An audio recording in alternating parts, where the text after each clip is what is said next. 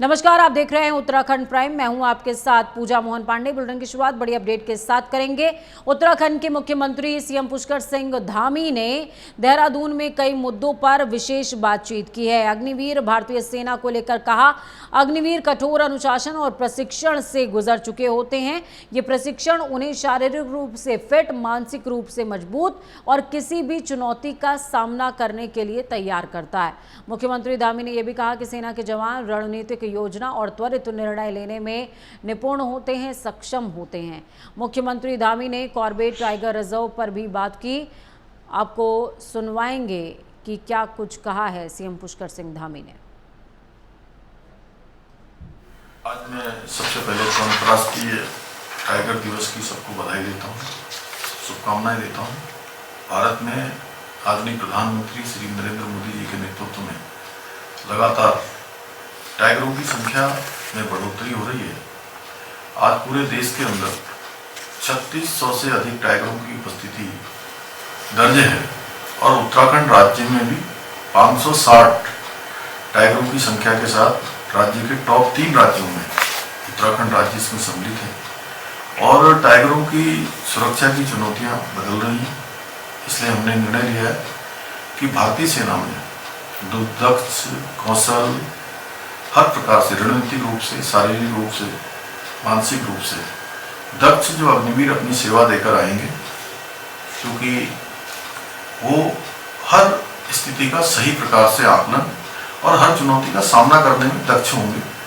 उन सभी को टाइगर प्रोटेक्शन फोर्स में शामिल करेंगे और उनकी सेवाओं का लाभ बाघों की, टाइगरों की सुरक्षा के लिए पूरी तरह से राज्य के अंदर उपयोग में लाएंगे।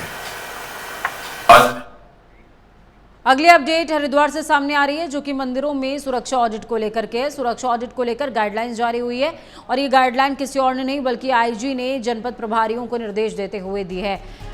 हरिद्वार के मनसा देवी मंदिर में मची भगदड़ के दौरान 8 लोगों की मौत के बाद अब प्रदेश भर के मंदिरों में सुरक्षा ऑडिट को लेकर तैयारियां चल रही हैं। आईजी गढ़वाल राजीव स्वरूप ने सुरक्षा ऑडिट को लेकर गाइडलाइन जारी कर दी है।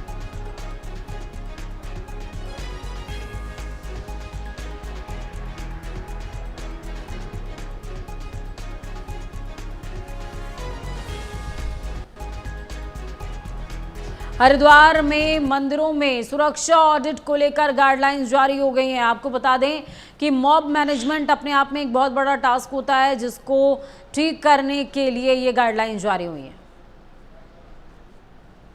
जितने भी हमारे धार्मिक स्थल हैं और उनके प्रबंधन के लिए, भीड़ क्राउड मैनेजमेंट के लिए कल एक विस्तृत एसओपी जारी की गई थी, जिसमें कि प्रत्येक जनपद प्रभारियों को ये बताया गया कि अपने सीओ को निर्देशित करें कि प्रत्येक 15 दिन में वो पूरे धाम हैं, जो मंदिर हैं, जहाँ पे काफी संख्या में तीर्थालु आते हैं, उसका ऑडिट कर लें। ऑडिट में ये देखें कि इनका भीड़ का मैनेजमेंट कैसे होगा।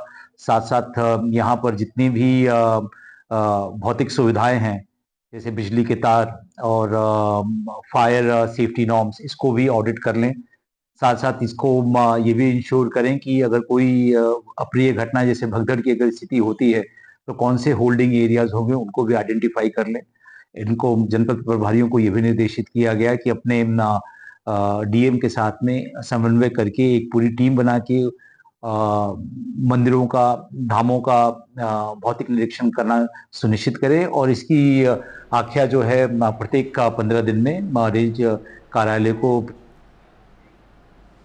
उत्तराखंड में त्रिस्तरीय पंचायत चुनावों के लिए मतगणना की सभी तैयारियां पूरी हो चुकी हैं। राज्य निर्वाचन आयोग के मुताबिक कल यानी कि 31 जुलाई को सुबह 8 बजे से मतगणना का काम शुरू होगा। राज्य भर में 10,915 पदों के लिए हुई इस चुनावी प्रक्रिया में 34,151 उम्मीदवारों ने अपनी किस्मत आजमाई है। मतगणना में 15,024 कर्मी लगाए जाएंगे, जबकि सुरक्षा व्यवस्था के लिए 8,926 जवानों की तैनाती की गई है। और राज्य निर्वाचन आयोग ने स्पष्ट किया है कि जिस तरह से मतदान शांतिपूर्ण और निष्पक्ष रहा, उसी तरह से मतगणना भी पारदर्शिता और निष्पक्षता के साथ की जाएगी। मतगणना केंद्रों पर सुरक्षा के पुख्ता इंतजाम किए गए हैं, तो वहीं सभी केंद्रों पर बैरिगेटिंग सहित अन्य जरूरी व्यवस्थाएं भी सुव्यवस्थित और सुनिश्चित की गई हैं। आप सभी को अवगत कराना चाहूँगा कि हमारा जो वर्तमान में गतिमान पंचायत निर्वाचन है, ये बहुत ही सुचारू रूप से चल रहा है। हमारे फर्स्ट फेज़ की पोलिंग 24 तारीख को संपन्न हुई थी और हमारी सेकंड फेज़ की पोलिंग 28 तारीख को हमारी संपन्न हुई थी। अगर मैं इसमें ओवरऑल बात करूं आपसे, तो हमारे सदस्य ग्राम पंचायत के जो हैं कुल 1,711 पदों पर निर्वाचन की कार्रवाई हुई है इन दोनों फेजेज़ में मिला के, और इस पद पर जो है निर्वाचन लड़ने वाले उम्मीदवारों की संख्या जो है 4,227 रही है। प्रधान ग्राम पंचायत के लिए जो है कुल 6,121 जो है पदों पर जो है निर्वाचन की कार्रवाई हुई है, पोलिंग हुई है हमारी। कल उत्तराखंड पंचायत चुनाव की काउंटिंग होनी है, इसको लेकर के तैयारियां चल रही हैं। इधर डोईवाला की अगर बात की जाए तो काउंटिंग को लेकर तैयारियां लगभग पूरी हो चुकी हैं। सीसीटीवी कैमरों की निगरानी में काउंटिंग होगी, जो कि सुबह 8 बजे से शुरू हो जाएगी। डोईवाला के रिटर्निंग ऑफिसर विनय कुमार ने बताया कि कुल 6 राउंड की गिनती होगी, जिसमें ग्राम प्रधान, क्षेत्र पंचायत और जिला पंचायत के मतों की गिनती होगी।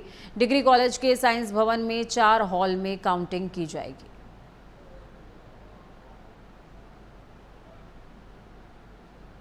हमारे पास बन चुके हैं और हमें जो जनता से, हमारी क्षेत्र की जनता जनार्दन से जो हमें आश्वासन मिल रहा है, और हमें उम्मीद है कि हम अच्छे मार्जिन से इस सीट को निकालेंगे। बूथ वाइज एजेंटों की संख्या बता रहे हैं कि बूथ वाइज एजेंट रहेंगे हम लोगों के, तो उसी हिसाब से हम लेकर के आए अपने बूथों की जो लिस्ट है कि बूथ वाइज हमारे एजेंट रहेंगे यहाँ पर। अब देखते हैं किस हिसाब से जो है मतगणना शुरू होती है। तो पूरा उत्साहित है, बाकी जनता के ऊपर विश्वास है कि जनता ने इस बार बदलाव किया है और बदलाव के मद्देनजर देखते हैं कि हमें क्या। कल डोईवाला ब्लॉक में मतगणना होनी है, उसकी तैयारियां आप देख सकते हैं मेरे पीछे जोर शोर से चल रही हैं। जो प्रत्याशी हैं उनके अभिकर्ता पास बनाए जा रहे हैं, ताकि कल जब मतगणना हो तो अंदर उनका प्रवेश किया जा सके। आरओ डोईवाला की अगर हम बात करें, उन्होंने बताया है कि 3 हॉल है अंदर, जिसमें 13-13 और 8 टेबल लगाई गई हैं। कुल 6 चरण की ये जो है मतगणना होगी, और बताया जा रहा है कि 24 घंटे से पहले नतीजे आ जाएंगे, क्योंकि लगातार ड्यूटी लगाई गई है। जो निर्वाचन कर्मी हैं, लगातार गिनती चलेगी। हालांकि 2 पालियों में अधिकारियों की ड्यूटी रहने वाली है, सुबह 8 बजे से शाम 8 बजे तक, उसके बाद फिर दूसरी शिफ्ट बदली जाएगी। तो इस तरीके से डोईवाला ब्लॉक की अगर मैं बात करूँ, यहाँ 37 ग्राम पंचायत हैं जिनमें चुनाव हो रहे हैं। इसके अलावा 38 क्षेत्र पंचायत सदस्य और 5 जिला पंचायत सदस्य सीटों पर चुनाव हो रहे हैं, जिसमें 1,42,000 वोटर थे, और उसमें अगर हम बात करें तो 1,02,000 मतदाताओं ने अपने मत का प्रयोग किया है। तो कल मतगणना होगी, उसके लिए लगातार गहमा-गहमी और तमाम जो प्रत्याशी हैं वो अपने अभिकर्ता पास यहाँ बनाने में लगे हैं। राजकुमार अग्रवाल, प्राइम न्यूज, डोईवाला। 19 अगस्त से 22 अगस्त तक गैरसैंण में आयोजित होने वाले आगामी विधानसभा सत्र को लेकर कांग्रेस तमाम सवाल खड़े कर रही है। बीते दिनों सत्र की समयावधि को लेकर कांग्रेस ने विधानसभा अध्यक्ष से भी गुजारिश की थी और मांग की थी कि विधायकों के अपने अपने क्षेत्र से जनहित से जुड़े कई प्रश्न हैं, जिनके लिए सत्र की समयावधि कम है, लिहाजा समय बढ़ाया जाए। इस पर अब बीजेपी विधायक ने प्रतिक्रिया देते हुए कहा कि उन्होंने स्वयं विधानसभा अध्यक्ष से इस बारे में बात की थी। मैंने कहा भी था कि भाई आपको जितना भी समय चाहिए आप समय लीजिए, और गैरसैंण में अगर सत्र लंबा भी चलाना पड़ता है तो कोई दिक्कत नहीं है, भाजपा को उसमें कोई दिक्कत नहीं है। लेकिन सत्र चलाने के लिए आपको बिजनेस चाहिए होता है, उतना आपके पास काम चाहिए होता है। तो मैं समझता हूँ कि सरकार के पास जो कामकाज होगा मात्र 19 से लेकर 22 तक का होगा, इसलिए उतने दिनों का निर्धारण किया गया है कि उतने दिनों में हम गैरसैंण में सत्र चलाएंगे।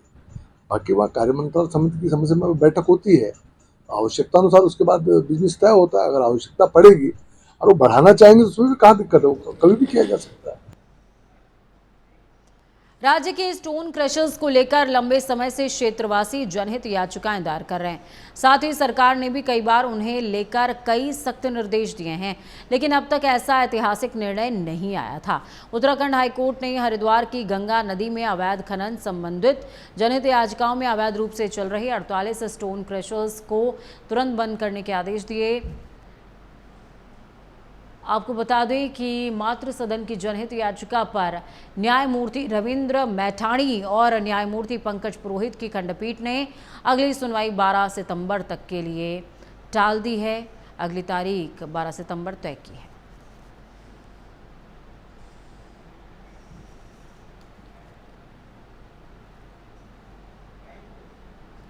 तो वही नई शिक्षा नीति के तहत विद्यार्थियों को शिक्षा के नए आयाम सिखाने को सीखने को मिल रहे हैं। साथ ही तमाम तरह के स्किल्स भी सिखाए जा रहे हैं।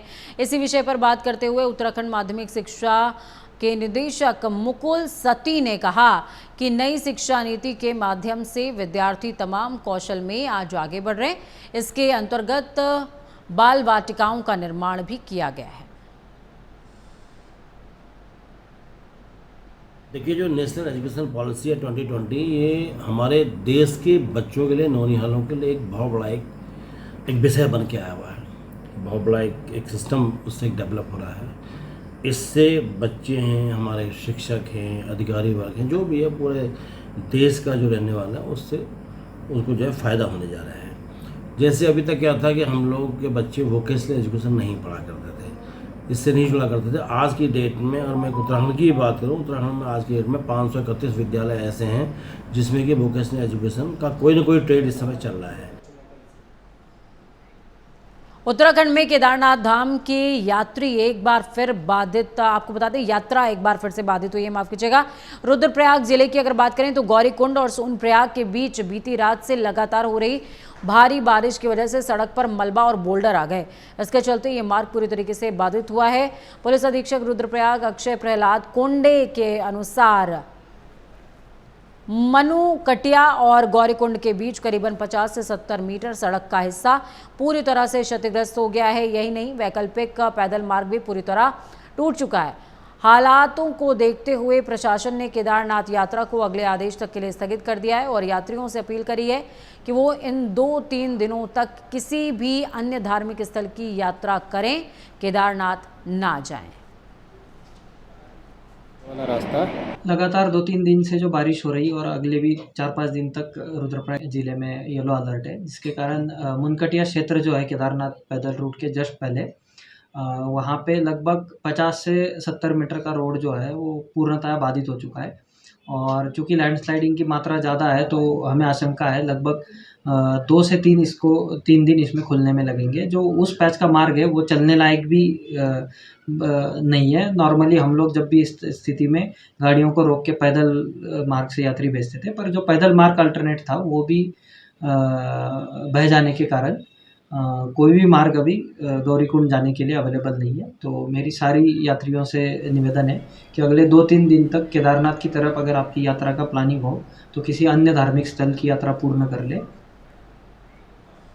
कांवड़ यात्रा को लेकर कांग्रेस नेताओं की तरफ से दिए गए बयानों पर बीजेपी ने तीखी प्रतिक्रिया दी है। बीजेपी प्रदेश प्रवक्ता विपिन कैंथोला ने कहा कि कांग्रेस का इतिहास सनातन धर्म, सनातन संस्कृति और सभ्यता पर सवाल खड़ा करने और बार बार प्रहार करने का रहा है। उन्होंने कांग्रेस की टिप्पणियों को हास्यास्पद बताते हुए कहा कि जब कांवड़िए आते हैं तो वो आस्था के प्रतीक होते हैं और जल भरकर नियमों के तहत यात्रा करते हैं। इस दौरान प्रशासन की तरफ से व्यापक सुरक्षा इंतजाम भी किए जाते हैं।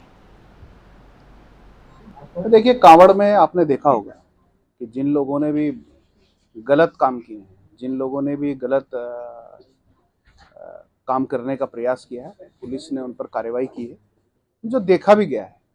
और जो अन्य जिस प्रकार से डाक कांवड़ होती है और कांवड़ होती है, तो सामान्य कांवड़ यात्रा के बाद डाक कांवड़ यात्रा प्रारंभ की जाती है। उसमें तमाम जो लोग हैं वो डाक कांवड़ लेके आते हैं। सभी प्रकार की कांवड़ इस प्रकार से नियम कायदे कानून में रहे, इस पर प्रशासन समय समय पर ध्यान देता है और प्रशासन इस पर कार्रवाइयाँ भी करता है। मैंने भी देखा है कि जहाँ पर इस प्रकार की चीज़ें इस बार हुई हैं, ये पहले भी हुई हैं, तो पुलिस ने उत्तराखंड में एक फौजी पिता सिस्टम से हार गया। 5 घंटे तक 5 अस्पतालों में भटकता रहा लेकिन इलाज नहीं मिला और इसके साथ ही 1.5 साल की मासूम की सांसें थम गईं। अब उत्तराखंड की 108 एम्बुलेंस सेवा और सरकारी अस्पतालों की कार्यप्रणाली सवालों के घेरे में है। मामले में बागेश्वर के सीएमओ ने 108 एम्बुलेंस कर्मचारियों को नोटिस भेजने और वेतन रोकने की बात कही है। तो वहीं स्वास्थ्य मंत्री धन सिंह रावत ने स्वास्थ्य महकमे की लचर व्यवस्था पर के सवाल पर एक और जांच और दोषियों पर कार्रवाई का आश्वासन दिया। तो वहीं स्वास्थ्य विभाग में किए जा रहे प्रयासों की फेहरिस्त भी गिनाने लगे। ठीक था। उसके बाद डॉक्टरों ने उसको एडमिट करा।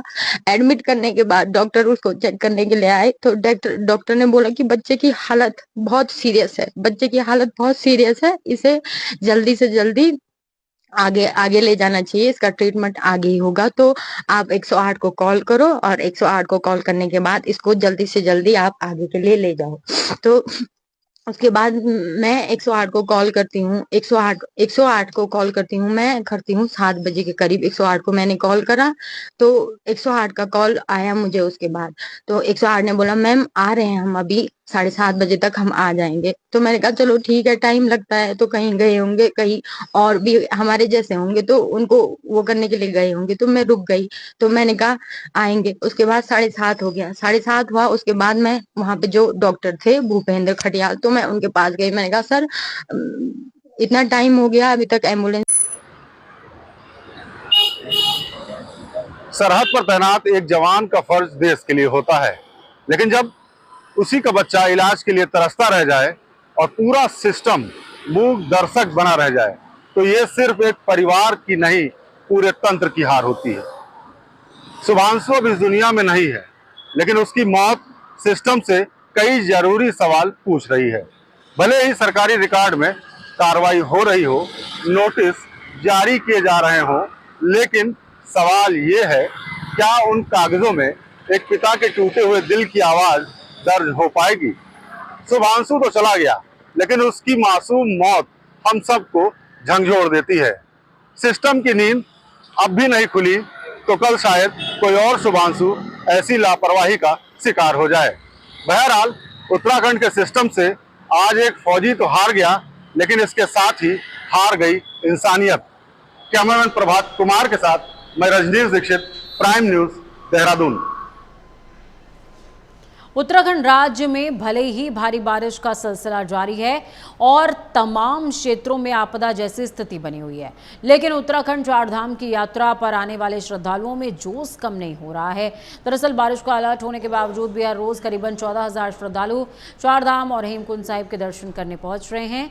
यही वजह है कि इस साल संभावना जताई जा रही है कि चारधाम यात्रा पर आने वाले श्रद्धालु न सिर्फ साल 2024 के आंकड़ों को पार करेंगे, बल्कि साल 2023 में अब तक के सबसे अधिक 56 लाख श्रद्धालुओं के आंकड़े को भी क्रॉस कर सकते हैं। चारधाम में श्रद्धालुओं का जोश आई है। 41 लाख श्रद्धालु अभी तक दर्शन कर चुके हैं। देखिए, चारधाम यात्रा वैसे भी इस समय थोड़ा लीन सीजन चल रहा है, आपने देखा होगा। बीच में कुछ दिनों बढ़ी थी, लेकिन बारिश इधर जब फिर हुई तो इस समय करीब 8 या 10 हज़ार के आसपास पर डे की यात्रा हो रही है। और पिछले वर्षों का ये अनुभव रहा है कि लगभग जुलाई और अगस्त ऐसे ही जाती है। उसके बावजूद 41 लाख का आंकड़ा हम पार कर चुके हैं। तो आप समझ सकते हैं कि चारधाम यात्रा बहुत ही बड़ी संख्या में श्रद्धालु आए हैं। चारधाम यात्रा की तो वो निरंतर चल रही है और श्रद्धालुओं का हौसले बुलंद दिखाई दे रहे हैं, क्योंकि अभी तक का जो आंकड़ा है वो लगभग 41 लाख पार कर चुका है और अभी 3 महीने का सीजन और बचा हुआ है, जिसमें कि ये उम्मीद की जा रही है कि ये आंकड़ा लगभग 60 लाख को पार करेगा, क्योंकि ये इतिहास बनने जा रहा है। इस बार ऐसी उम्मीदें जताई जा रही है, क्योंकि 2023 में ये आंकड़ा 56 लाख पर पहुंचा था और इस बार ये उम्मीद की जा रही है कि ये आंकड़ा 60 को अगर पार करता है तो ये एक नया इतिहास होगा, नया कीर्तिमान होगा उत्तराखंड की चारधाम यात्रा में। अब देखने वाली बात ये होगी कि आगामी जो 3 महीने बचे हैं उसमें कितने श्रद्धालु पहुँचते हैं और वहाँ पर जो व्यवस्था है शासन प्रशासन उससे कैसे निपटते हैं। अपने सही उधम सिंह नगर में निवर्तमान जिला पंचायत अध्यक्ष रेणु गंगवार ने बरा स्थित फार्म हाउस पर बदमाशों की ओर से किए गए हमले के प्रयास के बाद सुरेश गंगवार ने एसएसपी से मुलाकात करते हुए घटना की जानकारी तफसील से साझा करी। एसएसपी से मुलाकात के बाद सुरेश गंगवार ने पत्रकारों को बताया कि उनके जो फार्म हाउस है उस पर बदमाशों ने हमला करने का प्रयास किया था। पुलिस ने भरोसा दिलाया कि इस घटना का पूरा खुलासा किया जाएगा।